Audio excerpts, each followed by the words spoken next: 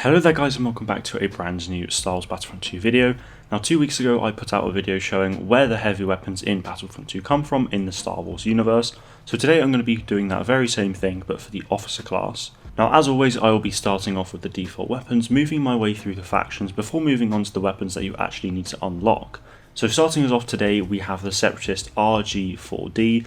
The blaster was seen in 2 episodes of Star Wars The Clone Wars TV show, in use by spaceport police droids in the episode where Savage Opress finds them all, and is then only seen in Battlefront 2 in use by the droid officers. Next up is the DC-17 blaster pistol for the clones. Now I'm sure all of you who have seen the Clone Wars are very familiar with this weapon, as it was used by officers of vehicle crews and other special units like ARC troopers throughout the galactic conflict for the Clone Wars.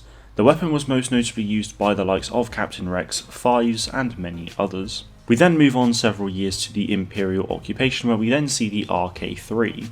The weapon was first seen in Star Wars Rebels at the hands of Az Morrigan, who was a crime lord, and was also seen by the likes of Thrawn and Governor Price.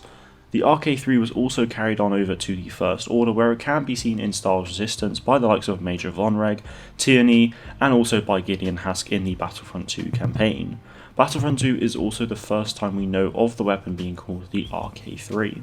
The DH-17 is the next gun on our list and was used by the Rebel Alliance throughout the duration of the Galactic Civil War. This was of course seen in the Tantive 4 at the beginning of A New Hope, as well as countless other appearances. However, it was only first identified as the DH-17 in the Ultimate Star Wars book from 2015, which was of course 38 years after its first appearance. Now we go forward to the Resistance with the GLIE-44, first seen in Star Wars The Force Awakens, and what's really interesting about this gun is it was actually named after a Twi'lek freedom fighter seen in Clone Wars and Rebels, who is Gobi Glee, a member of Shan Syndulla's fighters. So as I said, the First Order sometimes used the RK-3, but most notably it was actually the SE-44, which is a variant of the SE-44C, which can only be seen in Star Wars Battlefront 2, so there isn't really a lot to say about this one. Now we look back to the Naboo security forces, so you may remember that the CR-2 for the Assault class was also used by them, but more commonly you would actually see them using the S5 blaster pistol,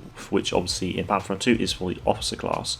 The S5 blaster pistol is a primary weapon of Captain Panaka, and even one Naboo guard, who is seen in The Phantom Menace, was even known for being able to take apart and reassemble the S5 in under 60 seconds. Now we have the Bloke Pistol, otherwise known as the Bloke 1120 holdout blaster.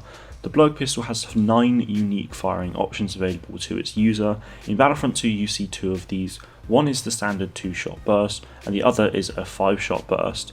It also features a single shot option as well as 6 others, and obviously the single shot we see in Star Wars Rebels a lot of the time with Hera. Now the Bloke Pistol can also be modified to fire explosive shots, which as you all know is within the game as well. Next up is the SE-44C. Now as mentioned earlier, the default First Order pistol is simply a variation of this. The SE-44C was more common, and this does actually have a single shot mode as seen by Captain Phasma in The Last Jedi. However, in Battlefront 2 it is fully automatic and has a rapid fire option if you get enough kills. And lastly today is the DL-18 blaster pistol, which is the blaster most commonly used by bounty hunters and smugglers throughout the galaxy, and was first seen in Return of the Jedi. The DL-18 was also used by Kanan Jarrus, seen in Star Wars Rebels, with a more recent appearance of the DL-18 in EA's most recent Star Wars title of Jedi Fallen Order. Okay guys, so that is all the weapons for the officer class, so if you've missed out any of the videos of me talking about the assault and the heavy class, links will be found in the description below for you. That is it from me today though. Thank you all very much for watching, and may the Force be with you always.